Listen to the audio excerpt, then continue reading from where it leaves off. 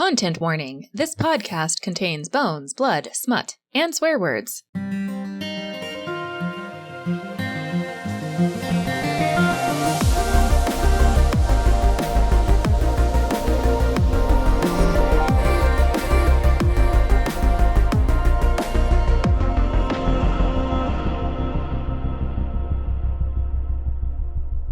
Before we get into the good shit this week, we wanted to remind you that we have a Patreon. For just $1 an episode, you get extended games, brand new content, access to our notes and murder boards, and so much more. So, if you would like to be part of our fundraising campaign to build John his own Coliseum on the Jersey Shore, you can head to patreon.com/frontlinefifth or follow the link in the show notes. Okay, now back to that sweet, sweet Bone Zone action. I am perennially impressed with Hannah's just ongoing things that we're buying to with come our, up with something new. Yeah, with our ongoing John. Patreon investments. John, you know Brain's that great. I didn't come up with that. I've just been following around, and I know you broke ground on the Coliseum, last week. That's already in process, and it's okay. We'll get to funding it. Act 1. Welcome, penitents. Hello and welcome to the Frontline Fifth, a Locked Tomb podcast where a couple of delightfully naive teacher's aides explore the Locked Tomb series for the first time while a couple of dried-out bone witches cackle over how little they really know. We are currently reading Nona the Ninth by Tamsin Muir, and this week we are betting it all on something very nearly perfect in chapters 28 and 29. I am your host, certified and certifiable bone witch, Hannah, and I'm joined today by the inimitable Marie. Marie, one of my favorite little tidbits from these chapters is the fact that Juno Zeta and her buds, while imprisoned in a constantly moving megatruck in a convoy of megatrucks in the tunnels beneath a bombed-out city, spent their time doing quadratic equations. So, what would you be doing if you were trapped for a month or more in a box with your 11 favorite friends and nothing to do? We would be playing my favorite road trip game, which is I'm going on a trip to the Jersey Shore, and I'm taking with me a box of chocolates. And then the next person has to continue it on, and they have to remember what I said, and then they have to remember what they said, and then you just keep going and to see how long you could do that. No. Yes. I'm assuming the fifth house could do that for a very long time. They remember details about people. I feel you. That would be excellent. So also with us today are the sweet little buds of youth, Brooke and John. So Brooke, John, no one would ever trap such naive little darlings as you. But if they did, with what is your corner of the convoy filling up their time? Unfortunately for everybody else, except for the 3 other people who've decided to do this with me, I think this is a perfect opportunity to master 4-part harmony.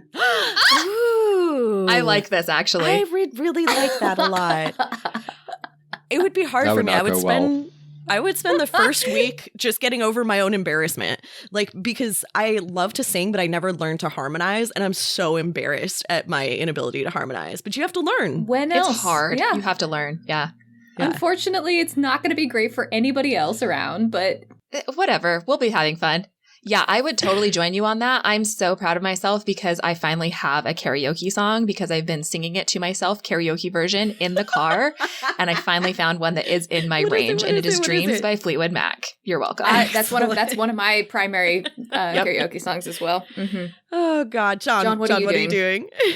We're doing a Dungeons and Dragon campaign, and we're going to use one of the fifth house people to do accurate, statistically distributed dice rolls in their head. It's got to be sixth house. Sixth house has got to be doing. Sorry, sixth house. I'm sorry, sixth house. I said fifth house. I meant sixth house. Yeah, there's definitely somebody there that can be like, yep, this is that is a random number generator. Yeah, exactly. 100%. I feel like, okay, hot take. I feel like it would not be fun to play D&D with too many sixth house people. You want one, but I think you need a diversity of weirdos for a good D&D campaign. I think that's right. Yeah. I got to tell you, I would happily spend my time trapped with any of you. This sounds like genuinely a lot of fun. And my thing that I would be doing is a lot more boring. So in the early pandemic, I went and I learned all of the countries and where they are and memorized that. And then when my husband broke a whole bunch of his bones and I had to stay home with him and he was taking a lot of naps, I memorized all of the capitals.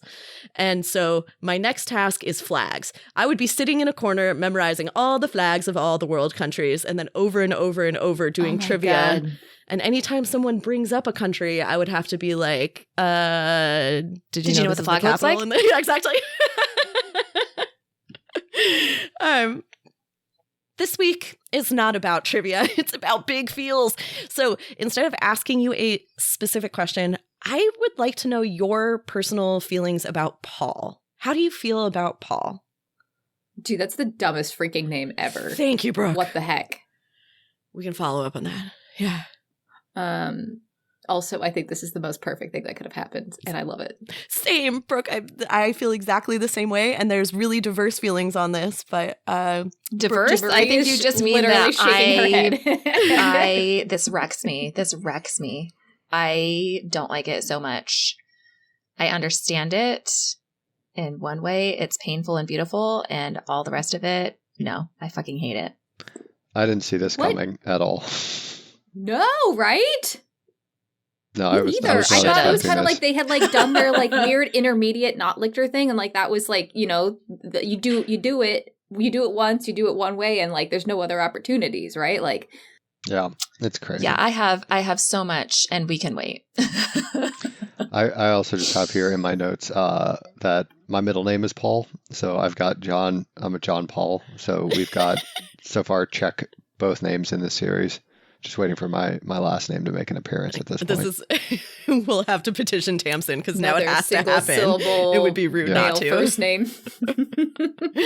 I feel all the feels, and I feel all of you. I think it's actually a really complex thing.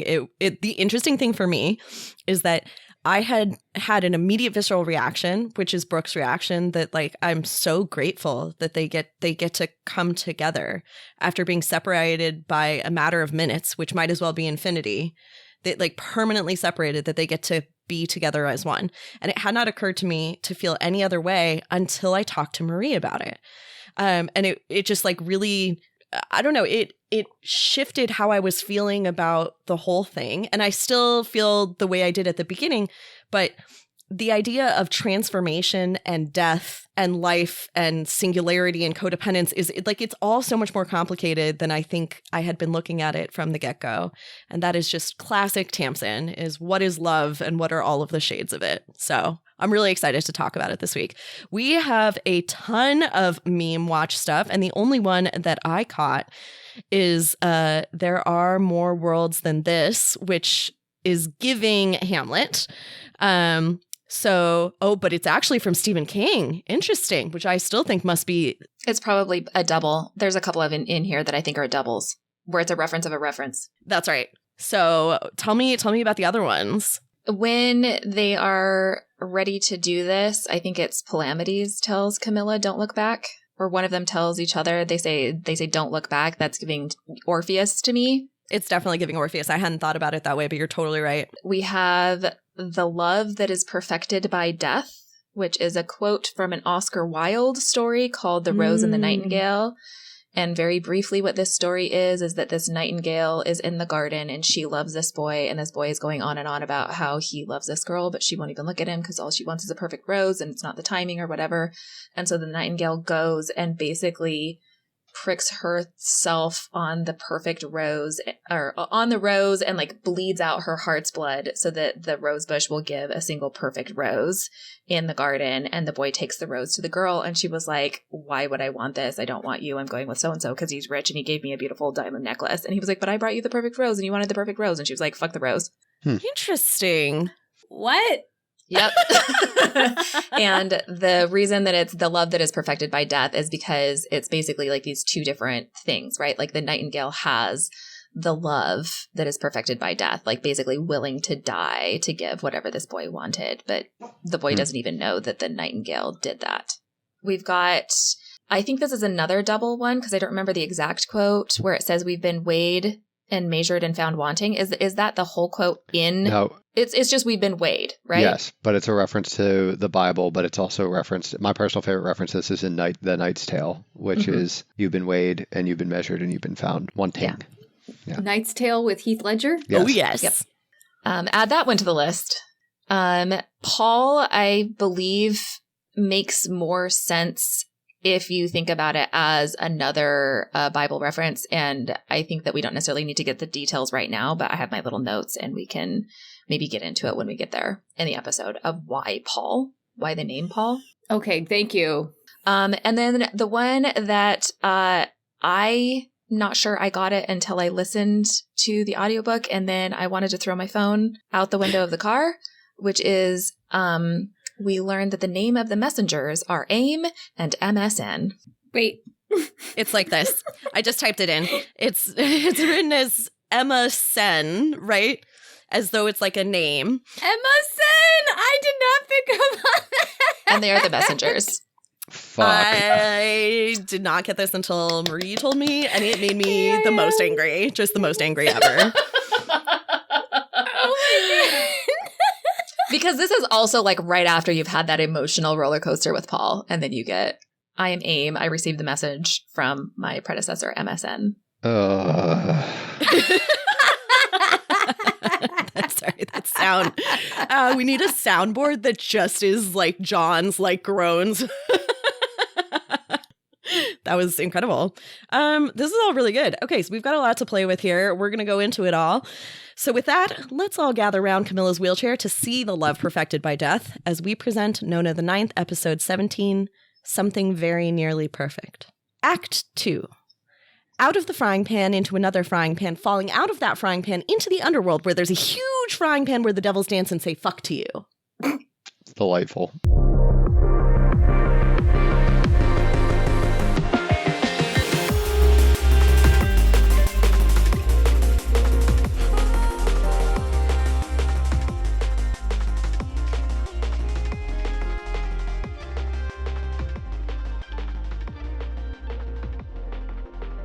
This section of Frontline Fifth is safe for anyone who hasn't read past Chapter 29 in Nona the Ninth. Let's recap. Chapter 28, Broken Sixth House Skull. The Convoy, Don't Make Me Remember, Paul Gets Born. Chapter 29, First House Skull. How much to ride the merry-go-round? How much to get off? One last trip. So Nona wakes up down in the deep dark of the tunnels. Tessa Von Wing has actually managed to evade the Heralds, sort of, for now. And they've found the convoy. They've taken it over from Merv Wing, and they've recovered its prisoners, the Sixth House Oversight body. So Nona finds herself in the back of a truck. She's literally too weak to walk, and she's lying there with Prince Kiriona Gaia, who's lying flat on the seats beside her. And Kiriona asks, where is she? And Nona does not know what she means. You know, it keeps saying, I don't know what you're talking about. Kiriona says, different question. Do you love her? Before Nona can address that situation, Pyrrha swings by and scoops Nona up in her arms. Nona can't really remember what happened when she blacked out on top of the truck, but maybe that's for the best. And Pyrrha starts to address Nona with a different name. She starts to say, but Nona cuts her off quickly and says, don't make me remember, you won't like it. And then, from some hole in the back of Nona's cupboard, behind a fake plank of wood in Nona's brain, her voice said roughly, don't touch me. What a delightful sentence. I know, I had to read that a few times. It's good visual. Yeah. The voice says, did you think this was fun, Pyrrha Devey? A child's game? You say nice words and everyone pretends they're the words you say. Here is a house. We live in it. Worms slithering over each other. Do you like playing pretend? It always gives me chills because she also says, you should have given in and eaten us. It would have been more natural. What a weird little interlude there. Yeah, what do you guys think about it? I don't know.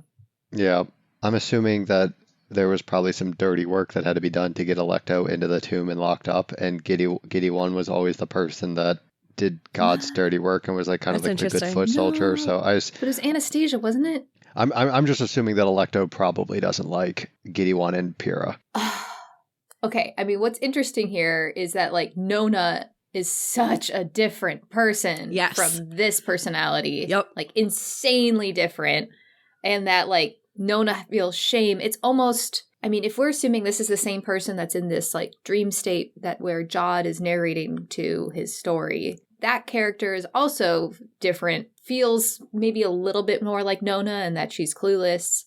But like, yes, now we see something here that is like full of retribution, unclear what their motives are, but very mad. Yes. Rage and scary. Yeah. I also love this moment because it reminds me of, like, there's a mention earlier where after the tantrums, like it's talking about Nona's tantrums, and after the tantrums, Pyrrha had like a look in her eye, like she's remembering something she really doesn't want to remember. And I think it like comes out here when she tries to say, And she says, don't call me that. Yeah. It's also, so part of what's interesting for me here, there's a number of things, right? One, Brooke, you are dead on. This is so, it's like vicious and spiteful and it's harsh and it's like genuinely almost frightening to read, and it's deeply frightening coming out of Nona's mouth. And immediately afterwards, Nona feels horribly ashamed and literally just says, Pyrrha, just let me die. It would be better. Nona is able to recognize this part of herself or something that's inside of her, and also is so distinct from it. And not just distinct in like, I think it's really interesting that she sort of knows that it's there, that she's aware enough to say, don't make me remember. You're not going to like it. You're not going to like what comes out. And the other thing that's interesting is it makes me wonder how long Pyrrha has known this. That like Camilla and Pallamides have been trying to figure out if it's Gideon or Harrow, but Pyrrha here, I mean, the voice is saying, did you think this was fun? It was a child's game. You're basically playing house, which makes me wonder, does the voice think that Pyrrha knew that this was all pretend the whole time? Yeah. Do we use swords in this universe because they're the only things that can actually damage elictors and electo? Like bullet holes they just heal from, but if you cut off limbs, they can't regrow them. Sorry, I don't know what triggered this in my brain. The limb regrowth thing is interesting. Yeah, because you're absolutely right that like if punching a hole through someone is not meaningful, then basically the only ammunition stuff that would work is like cannonballs would be useful, but other than that, like grenades might be useful. But I don't know. That was just a thought that popped in my head. Maybe it won't be relevant. Doesn't work for Nona anyway, right? Like she can regrow limbs. It would be the only way to like probably continue to just chop her limbs off as fast as possible, and while she's regrowing it, try to restrain her. Yeah, and beheading would probably do it. Yeah, classic vampire shit. I don't know. I feel like I've come to this like multiple times throughout this book of like, only reason I can think of this book being like important is to like craft some sort of character arc for Electo that is not just that like involves loving humans or something like that, right? Like, and that's interesting to see like Electo coming up and like, you're playing house, and it's like, Nona loves it. Yeah. I don't know. I hope that keeps playing in, and we don't get like just a ton of the evil person in the next book. Actually, this is a great point. So like in the same way, I think a lot of people were really devastated reading Harrow the Ninth that they had lost Gideon, their favorite character, in Gideon's voice, right? To some extent. Yeah. I'm a little worried that I'm going to be devastated next book. I'm worried that I'm going to like, we'll see what happens. It's an absolute, I think, credit to Tamsin that she can write 3 books with basically all distinct main characters, and like the fan base seems to love all of them like in different ways, but like it is very challenging to build up like such a like I still think Gideon's my favorite of the 3 like main characters by a good bit, but like still it's just that's incredibly challenging to be able to you have to kill off a main character every book and keep people from revolting, not real death way. Yeah. All right, well, speaking of killing off characters, Pyrrha like backtracks a little bit. She's not going to make Nona mad.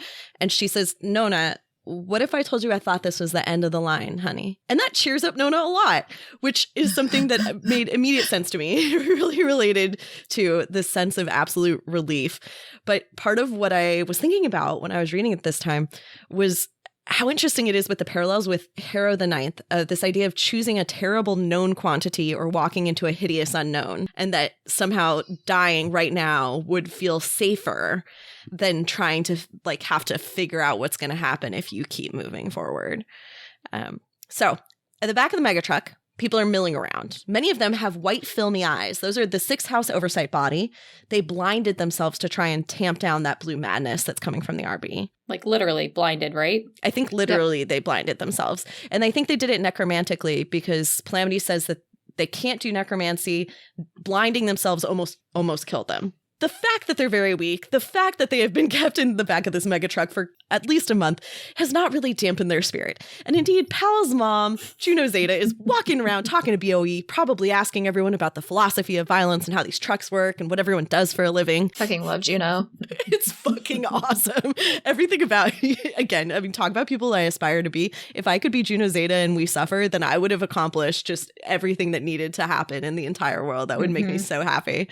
I also really really liked later when Palamides tells his mother that the Sixth House owes Pyrrha DeVay everything barring tenure, which really just sold the Sixth House for me. I was like, yep, that's exactly what academia is. It's like... I laughed especially hard this time reading that line and just imagining John once again being like, oh, dark academia, fuck this book. Yeah. Oh, God. God has a PhD. We gotta get Sonia to make. I've been so behind on merch requests. I gotta tell Sonia to make that one. That's very funny.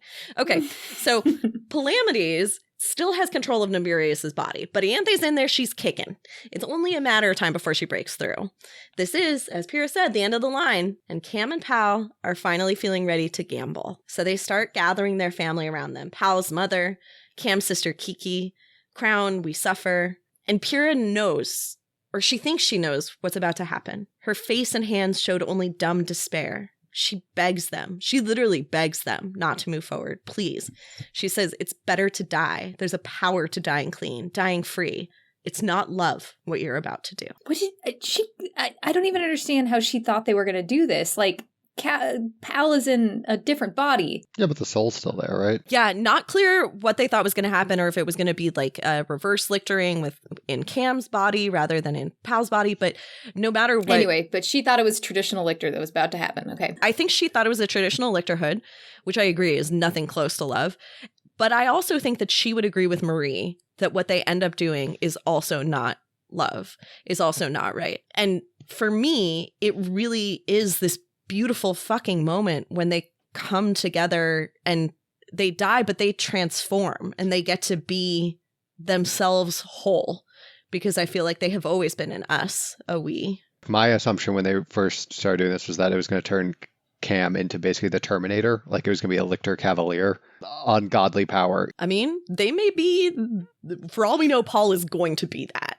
Paul is given a lot of, we have no idea what this is going to look like. So here's how Paul comes to be. Pal and Cam sit facing each other on the concrete, and they have this fucking stunning moment where despite this small crowd around them, they're just speaking to each other in all the universe, right? Pal says, Camilla, we did it right, didn't we? We had something very nearly perfect. I cannot imagine reaching the end of this life and having any regrets, so long as I have been allowed to experience being your adept. Cam is crying, and Pal is freaking out that Cam is crying, but she's weeping because she's relieved. She is so relieved. She does ask, will she know who we are in the river? And Pal says, in the river, beyond the river, I truly believe we will see ourselves and each other as we really are, and I want them to see us. I think this is the thing that like breaks me and puts me in the camp of this being a fundamentally beautiful thing, that if you have been in us always and have been living in two bodies so far apart from one another and then living in two times, what magic to finally become yourself. Pal says, tell me no, and we'll go on, unafraid. But Cam says, Palamides, yes. My whole life, yes. Yes, forever, yes. Life is too short and love is too long. Pal says, tell me how to do it. And she tells him to go loud. And Marie starts sobbing. In the corner. Yeah.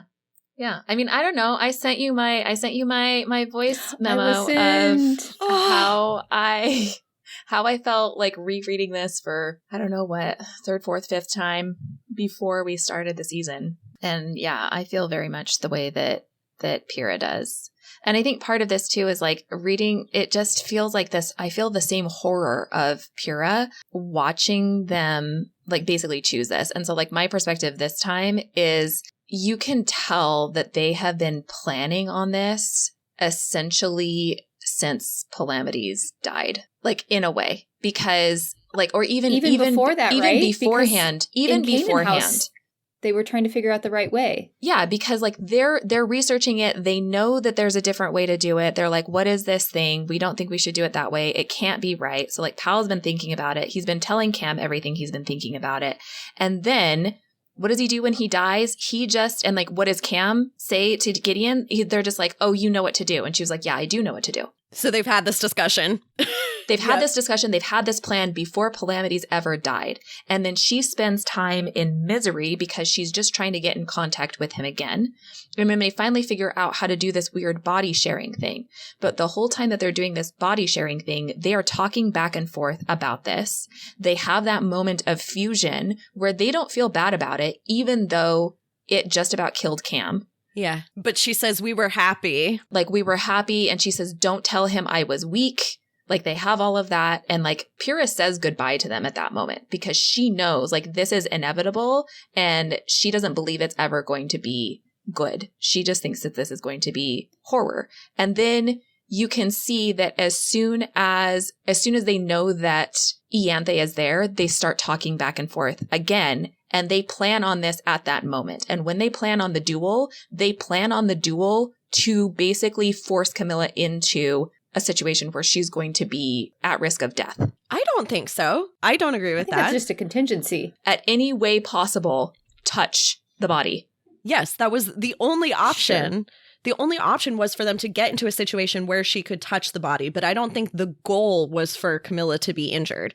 I think the knowledge was that like the stakes were high enough. You don't want her to die.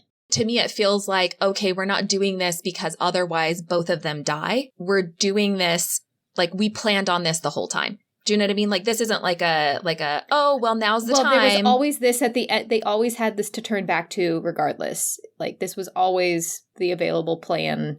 I don't know. I feel like reading it this time, it just feels like the slow rolling horror of like watching them like basically be riskier than they ever would have been because they're like, well, we'll just do this. Yes, I think that is partly true, but I don't necessarily think that it was with the intention of getting mortally wounded. I think that was just a side effect. Marie, I want to talk, your interpretation of Pyrrha's response is different from how I was viewing it, because Pyrrha has, in her experience over 10,000 years, only ever seen one kind of lictor pairing. Like, you know, setting aside whatever God and his bodyguard. Can we talk about conspiracy theories yet? Because I think that Pyrrha and Gideon are different, and I think they tried to do different, and I think she watched Anastasia and Samael try to do it different. Well, which would have required both of them dying, maybe. What I believe is that Pyrrha has seen the way that Jod told everybody to do it. Yep. And she's also seen a couple of ways of people trying to do it a different way. And she has come to the conclusion, based on all of that, that there is no good way to attempt this. Right. That no matter what you do, this is a bad thing. So yes, watching it happen is traumatic. The outcome, though, is traumatic for a different reason. Yeah. Like it, and I imagine it has to be mingled with like some sort of like awe, right? Like this is what they were going for. This is what they all wanted to do, more or less, don't you think? Or do you think that the way that this happened is not? Like, is your argument that the way they do it is something that you wouldn't want for yourself, that Pyrrha wouldn't want for herself, that is a fundamentally like flawed sort of relationship? Like, I can see why people would want it, and I can see why it could be thought to be a beautiful thing. And I fundamentally don't believe that. Is it better than both of them dying? Probably. Did they both die? Yes. We'll get to that because I'm confused about that. Okay, so Hannah, will you walk us through exactly what did happen? I do think it's important to recognize the Palamides claims that this was not an inevitability. And I actually think he's wrong here. I think Marie is right here. But he does like make a point to say this is not inevitable. This is just the best and truest and kindest thing that we can do in this moment. Well, he's just saying it requires consent, right? I mean, so he asks Cam, she's all in, and they do kind of a lictor process thing. I think there's a double consumption. So like in lictorhood, you have to consume. That's part of it. And so Camilla consumes some powder that I think is probably Pal's bone from the fragment she carried for a full year. And then she consumes some of her own blood. So she takes in both of their bodies. This is Catholic. Oh, blood and bone. Consuming the body. The body and the blood. That's really, really interesting.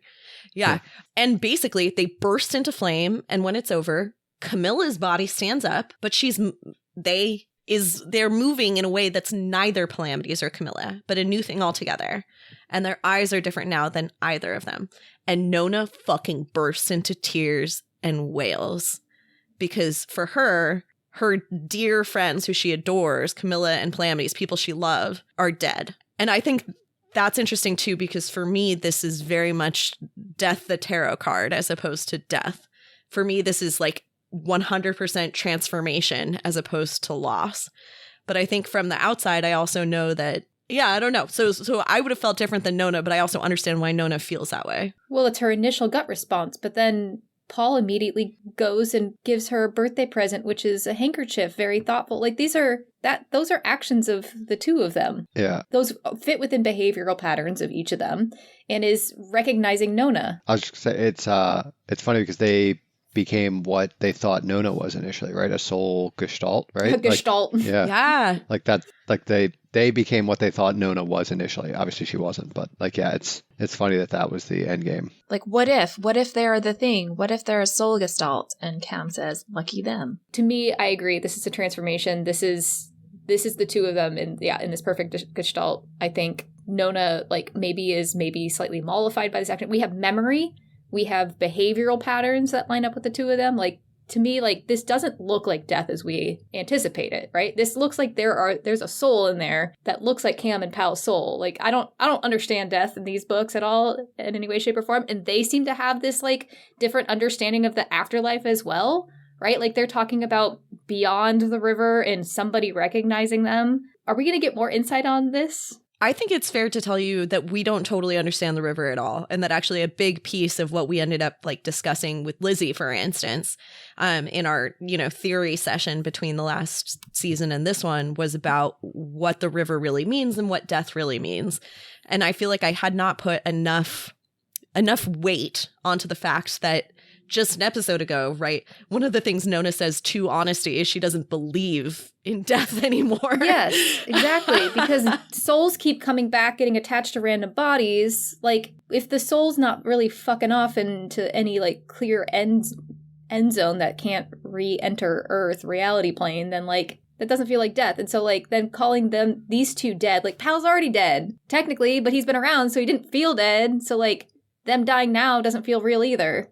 Or is it just like the death of them as like separate entities? Is that like the tragic thing that everybody's referring to as death? That's the part that I don't like. And I think part of it is too is like, I don't see this. I don't see it as like an absolute horror. Like, I think I'm sounding very, very negative and like I hate everything about this and whatever. I just find this incredibly sad and incredibly tragic. And I see that, like, yes, there are some beautiful things about it, but I don't feel like just like, oh, automatically positive, like that this was a good thing. Like, I feel genuinely very conflicted and very sad, and also like complete understanding about it.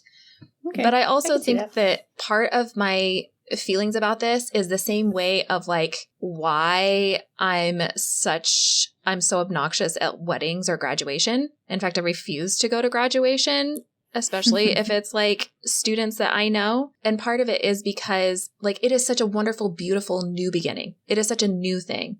Like it is such a wonderful thing. Even like when babies are born, like anything, right? Because it also irrevocably shuts a door. Like there is something missing and gone that will never happen again. You have passed through a door. It is something different. And yes, it's beautiful and new and wonderful. And also there is loss. Like when you get married, there is loss. When you have a baby, there is loss. When you graduate, there is loss. And I think I'm always a little bit Marie's bad at saying goodbye. Oh, I don't say goodbye. I Irish goodbye. I know this about Always. you. I know this about you. I don't say goodbye. This is enormously compelling for me. I will first remind you all that, as my father says, every choice you make brings you one step closer to death. But also, I will also tell you, so I will not watch series finales of shows that I like. I get that a lot. Literally as long as will it's not. Continuing forever. It's never done. Yeah. So I guess, I mean, like one of the core things here is like, for me, I genuinely think this is the best, nicest, and truest thing that Cam and Pal can do. And it's the life that they want to lead. But I so understand what it would be like to be their friend and lose them forever. You would never again see Camilla move in the way Camilla moves, you know? And that's what Nona loves about Camilla. You would never again see Palamides, I don't know, doing quite the same thing. And at the same time, you'd always see little glimpses of them coming through. Because Brooke, you're totally right that the first thing that Paul does is stand up and literally like rummage through the dead ass body pockets of Nibirius Turn in order to pull out this like lavender silk handkerchief and give it to Nona, both to comfort her so she can, you know, blow her nose in it, and also as a birthday present because the birthday party's probably not gonna happen at this point. And she really, I think she likes that present quite a lot. Yes. He does that, honestly, just in time, because you should only rummage through the pockets of a dead body while it's still dead. The body of Ianthe Nibirius sits up almost immediately after this, because without Palamides in there suppressing her, Ianthe is, like, back in business. And she has this really interesting moment where she debates exactly what we're debating, and, like, it's in the vein of, like, how did Pyrrha feel about this? Ianthe goes, so there was another way, Sextus, after all. And Paul says, come with us. Even death will be no more. Death can also die. There's still time, Ianthe. Time for you and for Nibirius Turn. Oof. And Ianthe just says, I bet you say that to all the boys. And Ianthe fucks back off into the river, abandoning Babs's body. That's crazy. John. What? Are Corona and do you think Corona and Ianthe are going to do this? I think it'd be more likely that they end up like splitting Babs's soul in half, and like they both become lictors, or they end up like finding a third way of lictoring where it's like they get part of each other, not sharing, where they both get to keep their bodies and they get like part of the soul to get the power. I don't know. I don't think they're doing anything that we've seen thus far. I agree that neither of them are team players enough to do this. Ianthe is the most interesting lictor because she's just the only one who straight up did it like eyes open.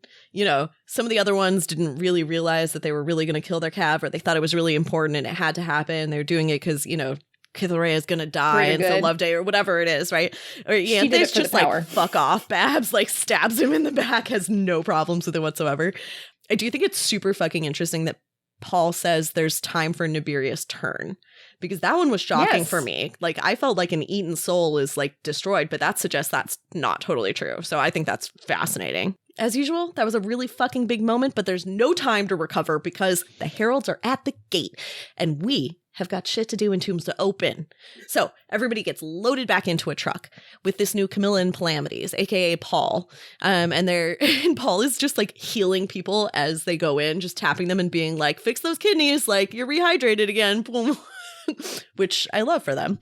It's a very much like a Jesus moment, right? Like he's just like healing the sick as they pass by. Yeah. Oh, I just straight up thought it was a Pal and Cam moment.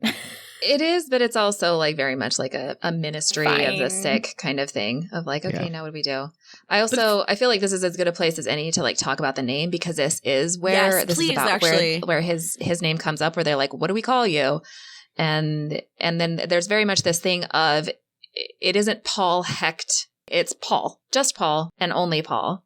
And it's like they had the name in the chamber or whatever. And I don't understand that in terms of in-universe, but in terms of why the name Paul, these are the things that I think would be interesting to know. Okay, so Paul the Apostle in the early Christian church used to be Saul and renamed himself after his like revelatory, like mystical conversion where he saw visions of Christ. Previous to that, he was actually going around persecuting Christians. And then he becomes Paul on the road to Damascus and ends up being hugely influential to early Christianity, especially through letter writing. And he wasn't one of the original apostles. He never knew Christ. Interesting.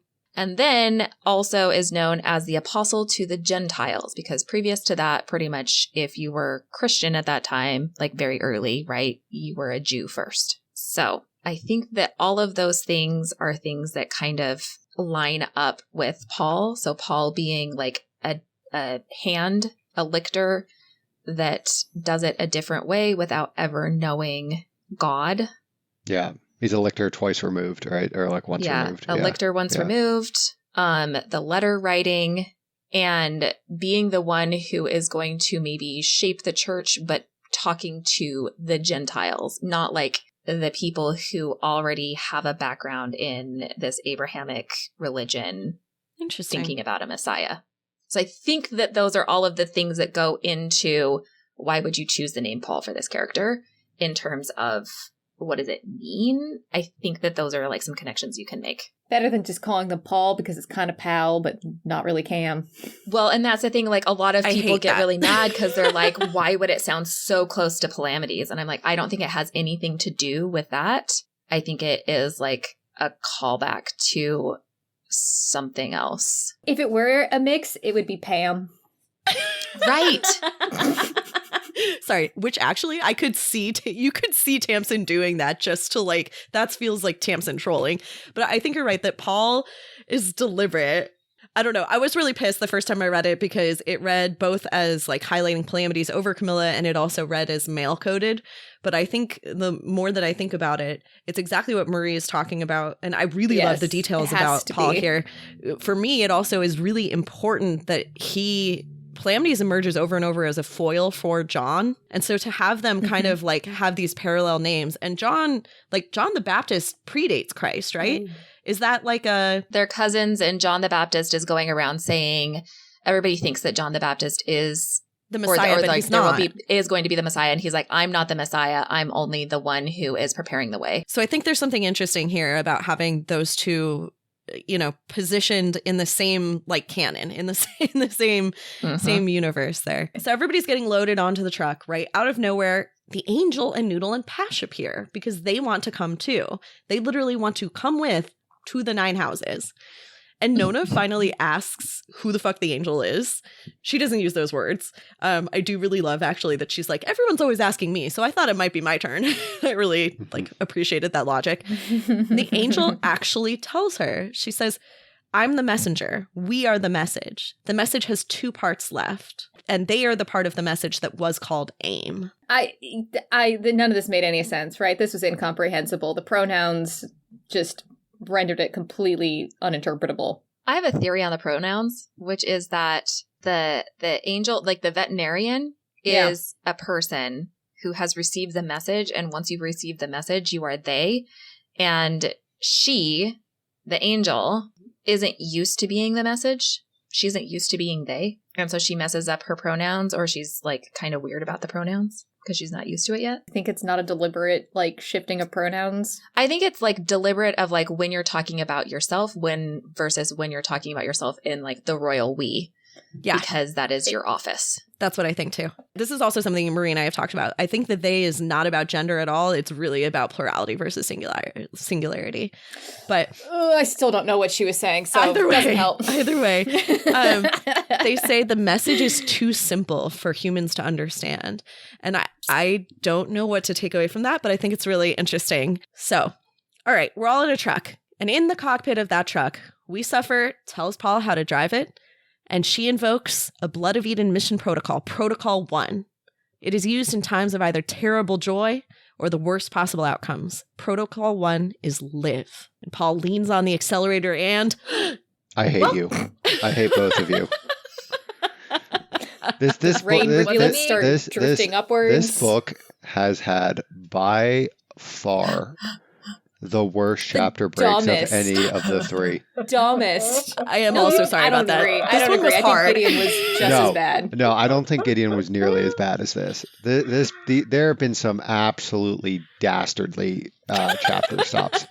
Honestly, that's like the nicest thing. With a 14-year-old being impaled and blood dripping from the ceiling. Look, this one literally ends on its own cliffhanger. The sentence doesn't even complete. At this point, I'm just like very used to Tamsin just using deliberate interruptions as a plot device. Yeah, she does. This is her favorite. But here we are. I'm honored, John, because I really appreciate you validating my choices for chapter breaks. In any case, by being upset. Every single hope of Eden and the 9 houses now rest within this clapped out vehicle, so I guess it's time for a game. Interstitial. How much to ride the merry-go-round?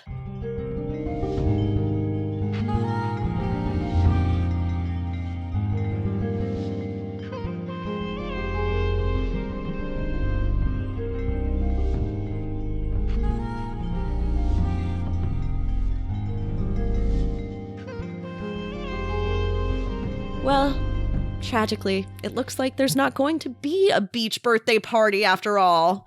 So this week, we're making up for it with endless gifts. That's right. This week, we're finally speaking my love language in this week's game, the Great Gift Extravaganza.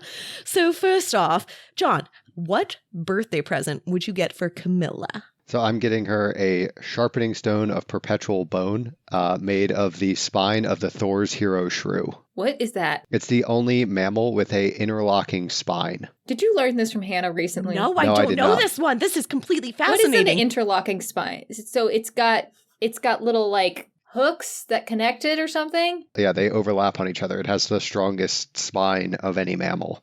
Oh my God. Sorry. You should Google this. It looks insane. It does not look like a mammal. It honestly looks like a sea sponge, the spine in particular. That's fucking bonkers. Hold on, I gotta look this up. It'd be a really cool looking sharpening stone. I'm sorry, that's a fish. Right? It's insane. It looks like a crayfish crossed with a sea sponge crossed with, anyway. I love this. It's so John. cute. Yeah, it's a cute animal too. The Thor's hero shrew. That's creative. Sorry, I also I don't think we can keep going, John. That was just so fucking good. I mean, a sharpening know, stone I'm is already a really pretty good. disappointed in my choices I know. now. I was gonna say, I really wish I had prepped better for this. Brooke, okay, Brooke, what birthday present would you get for Calamities? I was just gonna get him a GPS watch.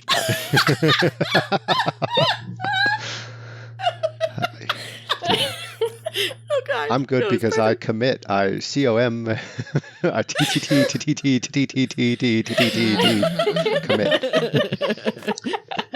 Thanks, Dr. I Cox. feel like, It's been a long time. Pyrrha, you know, like when people get too old and you don't know what to give them, and so you just give them like, oh, you're turning 50, I'll get you 50 something. I think it'd be hilarious to get Pyrrha 10,000 mini liquor bottles. Oh God, that's amazing. That's That's genuinely great. really funny. I like that a lot. That's excellent. Well done. She would like it as well. I feel like she would appreciate that. I'm going to do We Suffer. I weirdly feel like We Suffer would just want some very simple and elegant jewelry. And I was thinking about hair spikes to put up her bun. So that's what I'm getting for We Suffer for her birthday. You could then use them as a weapon. Oh yeah. Hatpin, Fury, Panic. This is it's a thing. All right, John, what about honesty? What are we getting for honesty for his birthday? So I think it's only fair that I had been drinking quite a bit when I went through this last night. Because my answer for honesty was a bag of seeds of the dankest shit that has ever existed, so that he can grow his drug dealing business. Start his own business. Yeah. That's absolutely perfect. That's incredible. Brooke, what are you getting for Wow. Kevin? On the other end of the spectrum, I was planning on getting Kevin a box of chocolate covered marshmallows and a hug. Oh God, that's perfect. He would love He'd it. be so sticky after. You'd have to get him to go So hug sticky. first. Hug Hug first. first. First. Yeah. Marie, Yeah. what do you want to get for Pash? What does Our Lady of the Passion need for her birthday? I feel like, I'm sure, Blood of Eden is good at many things and she's very resourceful, but I think she would super appreciate the whole lineup of Manic Panic hair dye. Yes. 100%. This The is entire line. I also think she'd look pissy receiving it, but use all of it. Yes. You would notice it over the next 3 years. Exactly. And for Noodle, I am going to get for Noodle's birthday a Costco block of cheddar cheese. Sharp cheddar cheese is excellent. That's what Noodle's getting. So let's take a trip back through some of our previous books. What birthday present, John, would you get for Silas Octakizaron? Well, after seeing pictures of the Pope this weekend, we're getting Silas white on white Air Force Ones. Yes. Hold on. I It's don't know what absolutely you're perfect. talking about. Fucking Pope. love this Pope. What am I We Googling? couldn't do better than Francis. Just and then Google, we got Pope, Leo. just Google Pope Nikes. They caught him walking across the grounds with a pair of Nikes on. So I This will is what also say happens when you get a Pope from Chicago.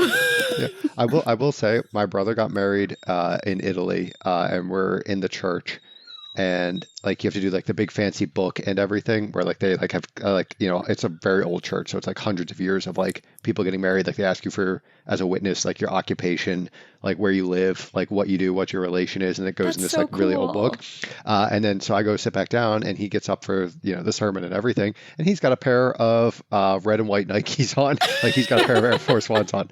So apparently, yeah, maybe just the Catholics love nice pairs of basketball shoes. They just are really into sneakers. Yeah, that seems reasonable. Brooke, what do you want to get for Dulcinea Septimus, the real one? I think this is a weird answer, but it was my first instinct and I'm going with it. I'm getting her a bottle of like Johnny Walker Blue Label, and I don't think she actually will drink it, but I think she'll be delighted by having a fancy bottle of... Agreed. Yeah, I think that's really excellent. She'll be delighted that you thought that was like the perfect gift for her. She'll be so fucking happy. Yeah. I also feel like she would bring it out and show it to people all the time, but then not actually drink it. Yeah, I like that. Marie, I think it's only fair that you purchase something for Abigail Pent or make it. I don't know what your deal is. I think I'm just getting her, you know, like when we all got together and I had that little case with all the little bottles in it that I had my treasures. I'm getting her that as just like a little potions case. Yes. I love this. A specimen collection kit with a handle. It's fabulous. I'm going to get a present for teacher. It is a handful of sparklers. That's it. And a lighter. Nice. I think teacher would have a great fucking time with it. Who doesn't love sparklers? We're going to go a little bit bigger here. Yes. I recognize that it's hard to find the right gift for God, so I thought we could do that one together. What is nothing? John he gets getting for his nothing. Nothing. He deserves nothing. Nothing. Except maybe some new fucking clothes. Why are we wearing ratty, worn out shirts? I'm not gonna lie. Because he's got that, like, Steve Jobs vibe. Yeah. Fuck you, man. Like, you're God. Like, the let's take it up a notch. I look poor, but this shirt it can be simple. Like it can be simple, but not worn 10-year-old out. Hanes is actually $900. I was thinking a large jar of jelly beans where the colors are mismatched to the flavors. Yes, he does deserve that. Oh, and they should be like the Bertie Bott's ones so that it looks like it's going to be a good vomit. one.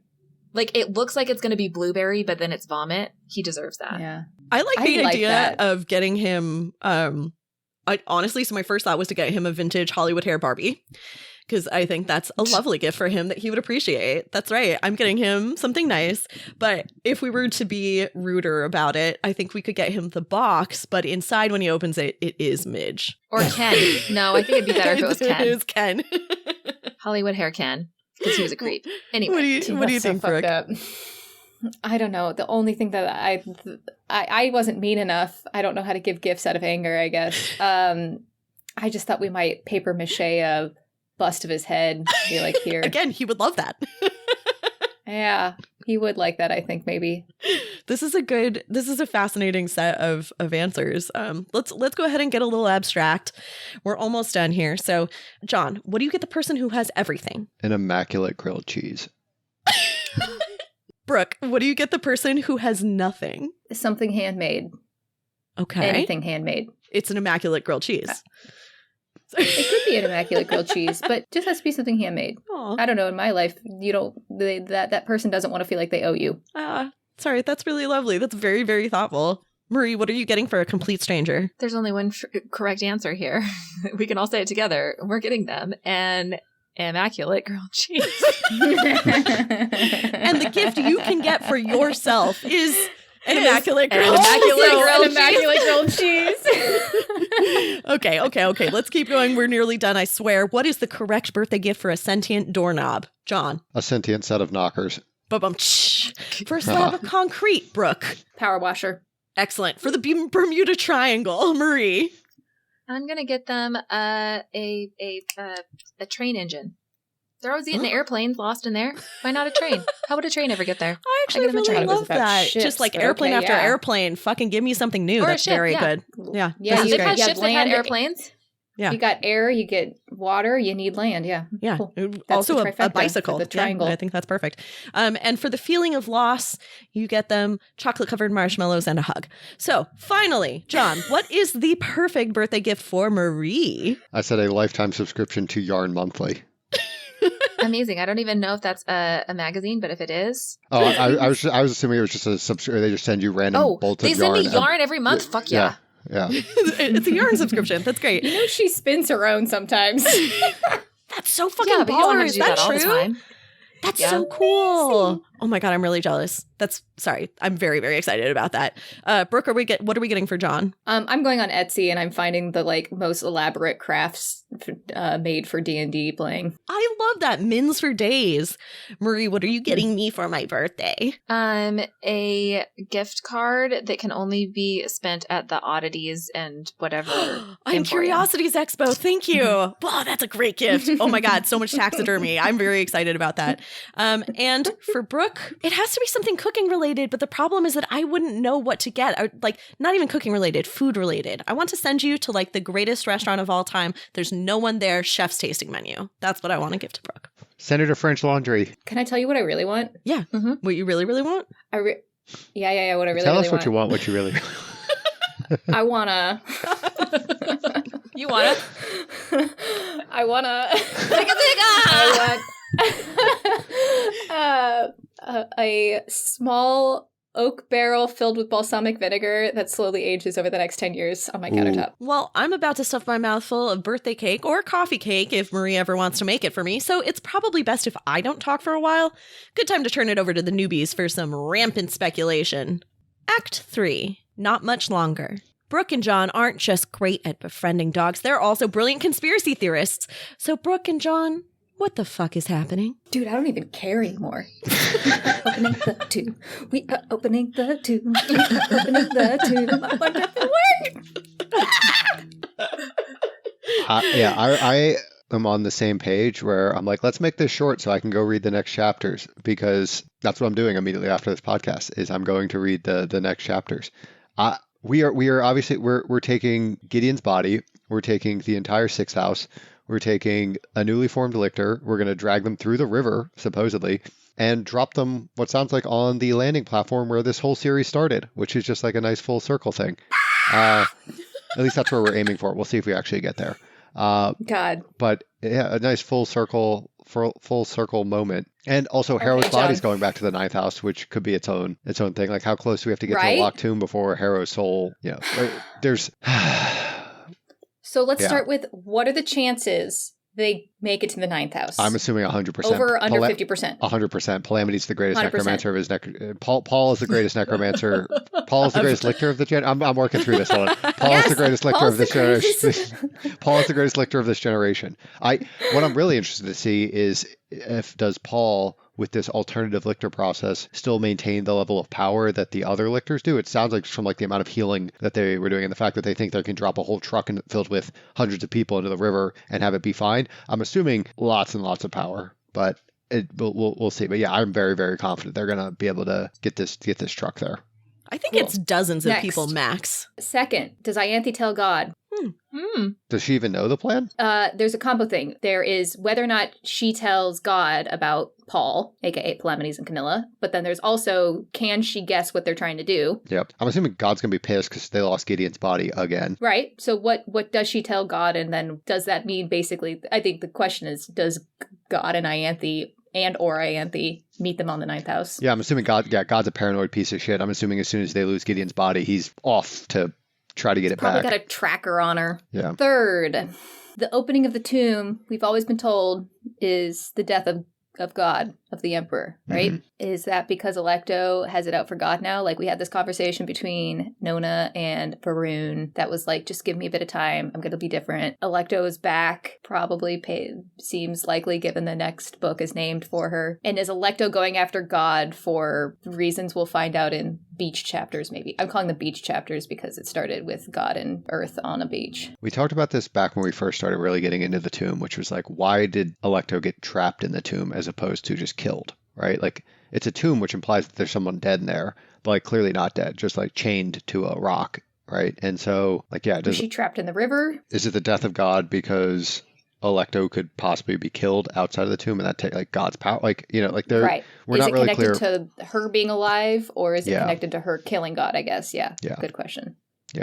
We don't fucking know. Let's go read. Yeah. Sorry, folks. We're desperate to read this time around. Oh, and I'm sorry to disappoint you because the next two are going to be very, very short and have very little information. Rude.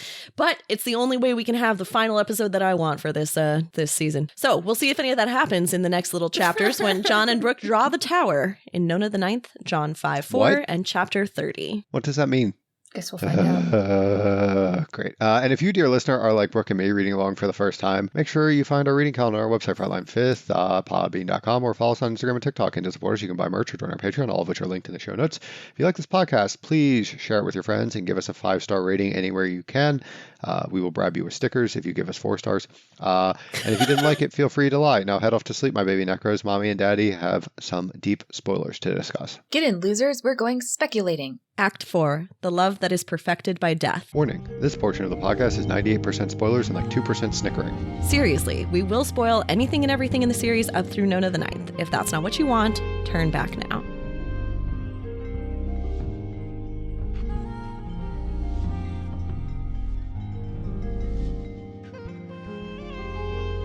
Well, hello, Marie. I don't think we have to discuss too much here. Not really.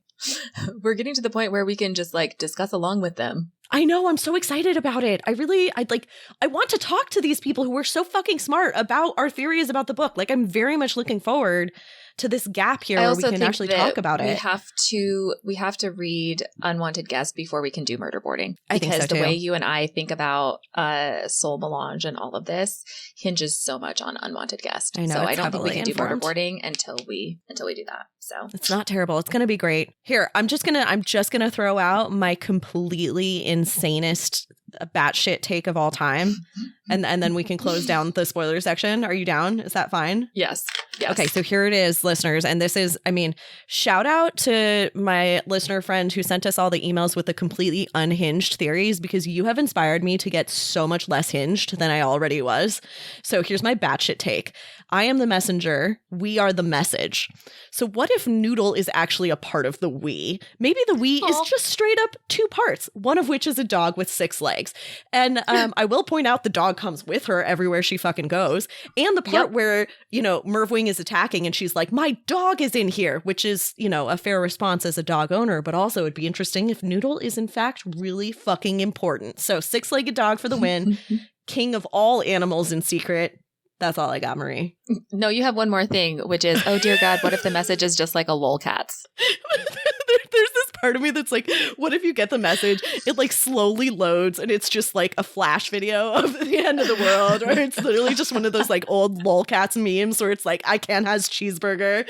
Like, yeah.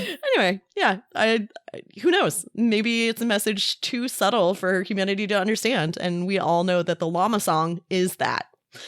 Llama. Okay, anyway. Act 5. See you next time, my little nunlets. Well, it looks like we're about to see the tower, which, still what the fuck. So I need to go think about what that means. We will be back next week to run through Nona the Ninth, John 5:4, and chapter 30. If you want to follow along with us, our reading calendar is available on our website at frontlinefifth.podbean.com. And you can follow us on Instagram and TikTok, which are linked in the show notes. If you enjoyed this podcast, please tell your friends and give us a 5-star rating anywhere you can. And of course, if you didn't enjoy the podcast, feel free to lie. We have a Patreon, which you can join for access to bonus content every month. You can become a patron, and they only enter into perfect lictor pairings at patreon.com/frontlinefifth. And you can check out our merch at Redbubble store, linked in the show notes. Finally, if you have any fun theories you'd like to share with us, feel free to email us at frontlinefifth@gmail.com.